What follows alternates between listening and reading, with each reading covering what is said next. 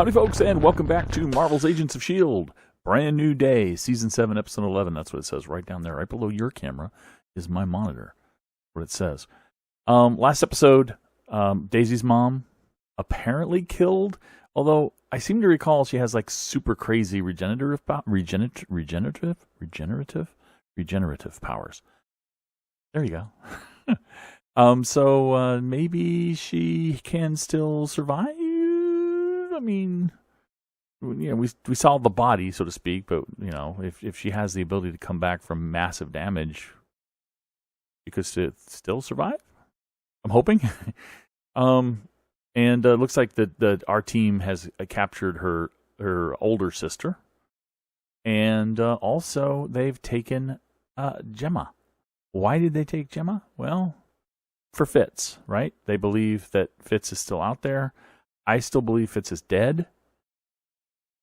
But there's something about Fitz that she knows, or something she knows. And it's probably related to Fitz in some way.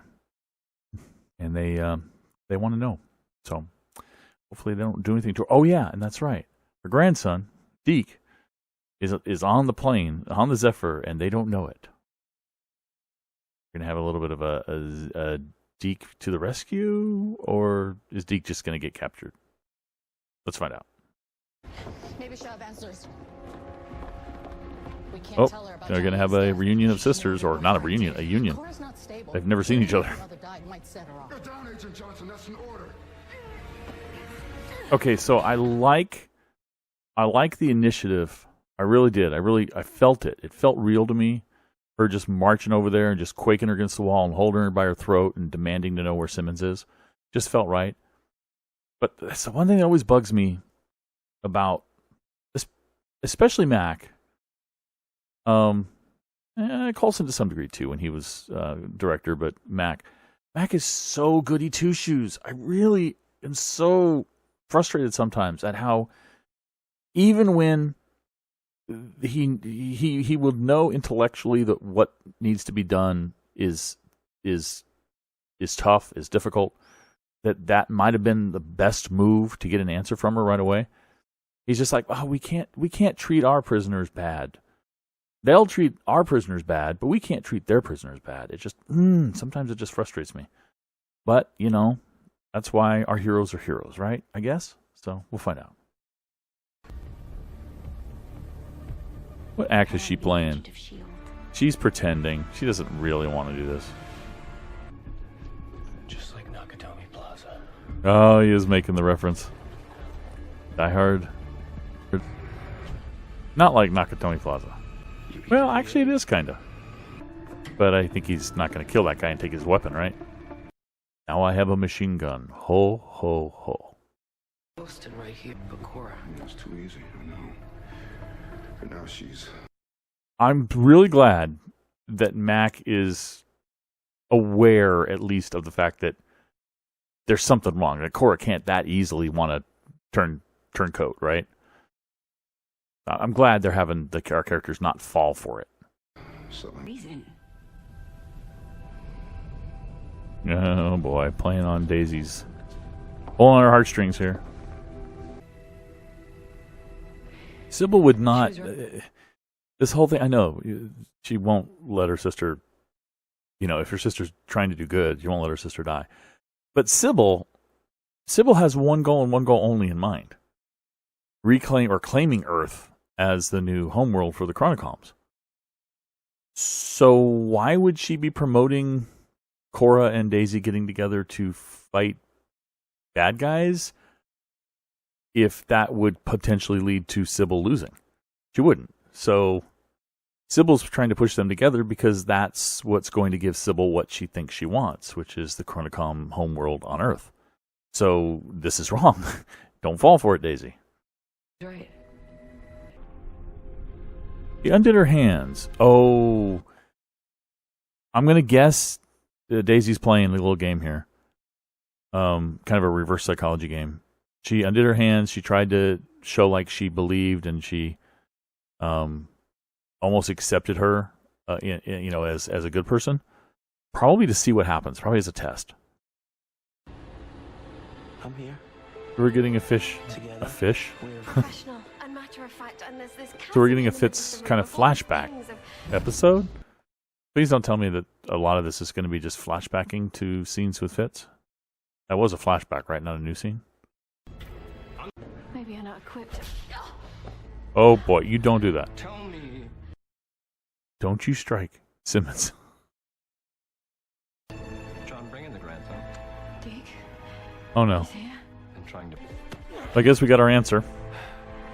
Hi, Nana. Hi, Nana. No machine gun. No ho ho ho. Okay, so Daisy must be testing her. What's she doing here? Hey, I was just coming to. You coming? You coming. Right. Of course he is. Her name is Gemma Simmons. Oh yeah. I don't think she really knows what she's doing. You have flown this thing before, right? That's your last chance to stay behind. Oh, come on. That's stretching credibility a lot, or credulity, whatever you want to say. Come on. No, I mean, even a simple Cessna 152, a training aircraft, you're probably not going to hop in that and be able to start it up, be able to taxi it, be able to take off, be able to fly. You don't have to land, obviously, but actually she's targeting something, so yeah, land. You're not going to be able to do that if you've never, ever even looked at it, seen somebody fly. Oh, I mean, she's seen people fly it, but I mean, you just don't know. There's so much stuff that goes on. That's I don't buy this. I'm sorry. To get the hangar doors open. There we go. Contractor authorized by stealing the Quinjet. He's got his shotgun axe. He's going to go with him. Well, yes, Before I change my mind. There we go. Because I have a feeling if she was flying, they were dead. That's for my old man. That's right. Deke did kill his father. Out of her head. Thank you. If we're a ship never designed to go into space, why does it have artificial gravity? Burn path to Z1. I have a really dumb question. Just a really dumb question. They knew that they had limited fuel. They'd have enough to get into space and then fire the last little bit to try to rendezvous. That ship is meant to carry a lot more mass. Why didn't they just get a little extra fuel? And I'm sure they have the ability. I mean, come on. It's a S.H.I.E.L.D. aircraft. They probably had the ability to carry extra tanks, maybe even on board, bladders or tanks that they could transfer. Why not bring just a little extra fuel? I know. It's not in the script, and it's more dramatic this way. I get it. Executing control. Uh-oh. Is that the plan? That was the plan. She's knocked out the power. These guys are aware. And lowered our firewalls. Yep, here they come. That's what Cora was here for. Yeah, now they figured it out. Yeah, now she's back in our computers. We're never going home, are we? So they have some RCS, they have some reaction control systems on board for moving. You think it's still out there? Or OMS, orbital maneuvering system. Whatever you want to call it.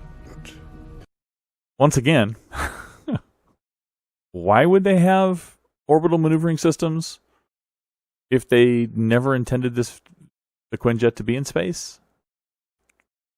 I mean, artificial gravity, orbital maneuvering thrusters for a ship that was never intended to be in space. Something's not adding up. I don't know who I am without you guys. Daisy. No, it's Yeah, she really had no family until Exactly who you are. Coulson brought her in. With anyone. Really subtle. stop. Cool. Max figured it out. And the time loops. Yeah, interestingly enough, she doesn't remember the bit she remembered in the one loop, right? Where she broke down. But she was told about it. Right, in the last episode. And is also worried that Fitz is dead. But she didn't remember it, so I'm curious if we're maybe gonna get a glimpse of that in this little journey that they take in her mind. What are you? We're not who we used to be. But That's an interesting point. The Coulson talk would have been the way to go because he was the empathetic one. He was the one that, would appeal to your emotions and get to know you and be a friendly face and so forth.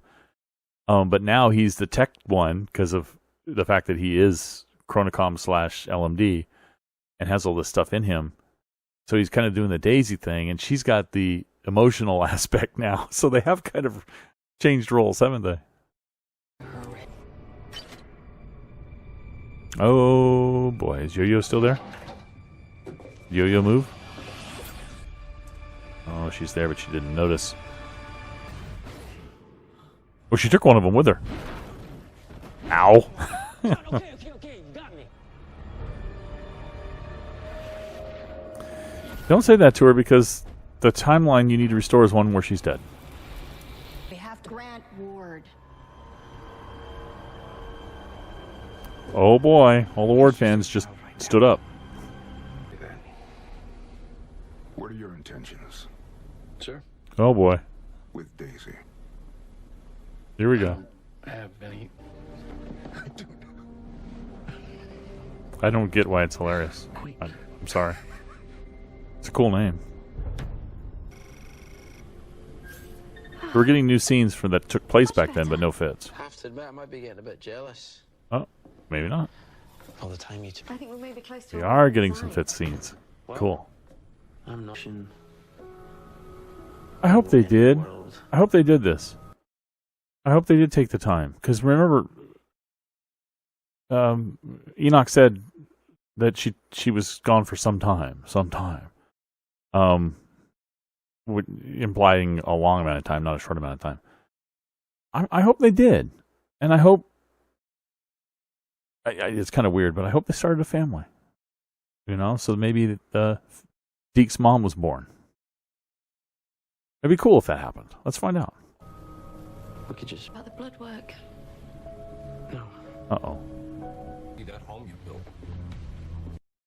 So, are we trying to be told that Fitz has some sort of fatal disease that's going to take him soon? And she can't, her brilliance and biosciences can't figure out a way to help him? Let's cycle. Okay.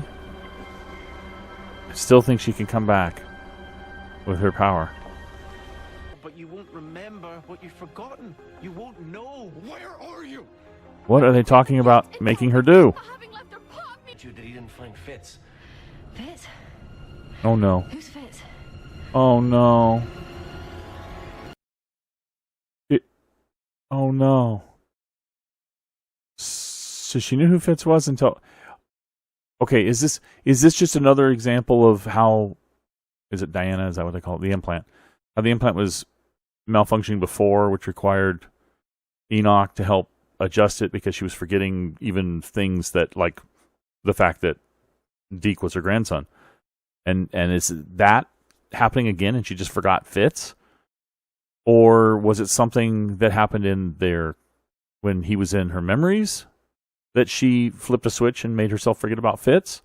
Or did the implant decide to make her forget about Fitz? Or is the implant malfunctioning? Why all of a sudden can't she remember Fitz?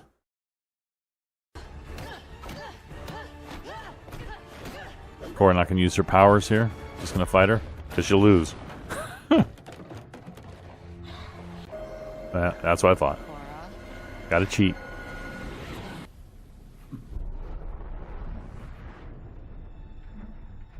It's a cute little bit, but... That's why he came up here. Because in this timeline, there's the Chronicom still exist. Restructured. These are the Chronicom ships? Except you're still in charge, right? If they try to boss you around, what are you going to do? You're going to kill them. There's no change in the world structure. Give me a break. There's still going to be a ton of S.H.I.E.L.D. operatives out in the field. Yeah, they're destroying all the bases, which is killing a lot of the support staff and a lot of equipment, a lot of the resources. But they're not destroying all of S.H.I.E.L.D. because there's a lot of S.H.I.E.L.D. out there. And there's probably knowing Fury, There's a lot of S.H.I.E.L.D. bases that she couldn't even find because they aren't in any database, I bet. Learn in a moment. Come on, Cora, kill him. He killed your mother, kill him. Not going to kill him. Well, not yet. I have a feeling she might, though. So the Chronicoms from this, that are the present in this timeline, S.H.I.E.L.D. has contacted them, explained the situation to them, I guess, and how they're about to be wiped out, so they need to have a new home, so they need to come here and destroy S.H.I.E.L.D., so S.H.I.E.L.D. won't prevent them from claiming the Earth as their home. It's all kind of making sense of why this is happening now. Wow. The one thing I do want to comment on is the Daisy Sousa stuff. The stuff during the Groundhog Day episode seemed organic, I guess is a better word, realistic, another word you could use. I kind of felt it. I dug it. The chemistry worked. This episode was like a step backwards, or several steps backwards. It was like weird. I mean, I liked the bit where Daisy kind of explained, well, Sousa couldn't hear, kind of explained to Mac what happened in the time loop. I liked that. But they should have kind of left it at that. The scene where they talk, Mac and Sousa talk about her nickname Quake, or her superhero name Quake, and they laugh about how funny it is. That felt really weird. And I also didn't get the humor, because Quake is not a funny sounding name. I mean, maybe to Sousa, but why would Mac think it's a funny sounding name? And then the scene with Sousa and Daisy, where he kept calling her Quake. I'm like, what is this? This is so weird. I mean, that would be my number one nitpick of this, I think, is those scenes. The rest of it, the whole the Chronocom stuff, the Simmons stuff, the Fitz getting some new scenes with the actor, that's awesome. They were, quote unquote flashback scenes, but they were new scenes we hadn't seen before. They might have been filmed at that time, perhaps. Might have made sense, because those 3 actors, it would just take those 3 actors in one small set. So they probably did it at that time instead of doing it later, or did it at the very beginning of the shooting for this season. So cool. We got to see that. That's awesome. And her forgetting Fitz, like I said, I don't know why that is. It's going to be interesting. She remembers... No, she doesn't necessarily remember who Deke is. She might have just gone to him out of her own natural compassion to see if he was okay, not even knowing that Deke is her grandson, because how could she know that if she didn't know who Fitz was? So she might have lost a lot of memory. Now, like I said, was the device protecting her, malfunctioning? Is something he did as a result, not intentionally, but as a result of his activity in her brain? Malik, I mean. And Cora. So it looks like Jiayang cannot come back, I guess, or at least Cora didn't have the right approach to get her back. Her neck was shattered. I guess that's too much. I would think it would be living in all of her cells, individually. Kind of like a Captain Jack thing from Torchwood and Doctor Who, where she can re-energize and come back. So I don't think a shattered neck would matter, but I guess it matters. At least they can't bring her back. So that sucks. And learning that Malik did it because her mother was protecting her sister from Malik, and Malik just killed her, just shattered her neck. You get the feeling Cora's going to do something about that. You really do. S.H.I.E.L.D. base is all being destroyed.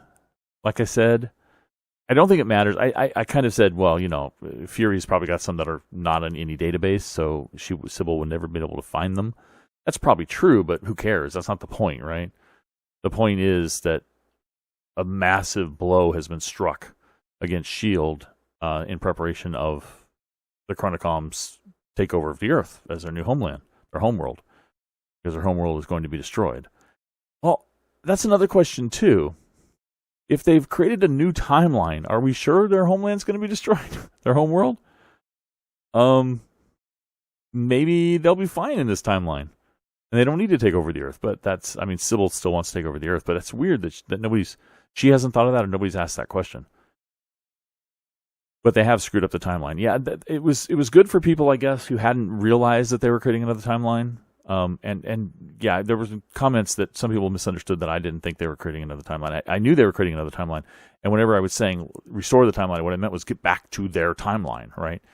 Because if you use the whole in-game theory, there's multiple threads going off, multiple timelines, and they could theoretically somehow get back to theirs, their original one, their prime timeline. So that's what I was thinking they might be trying to do at some point, but I don't know that that's their end game here, so to speak. Anyway, a lot of interesting stuff in here. Kind of cringeworthy scenes with the whole Sousa and Daisy stuff. Didn't really like that, but the rest of it pretty cool. Let me know what you thought. Thanks for watching. Catch you next time. Bye-bye.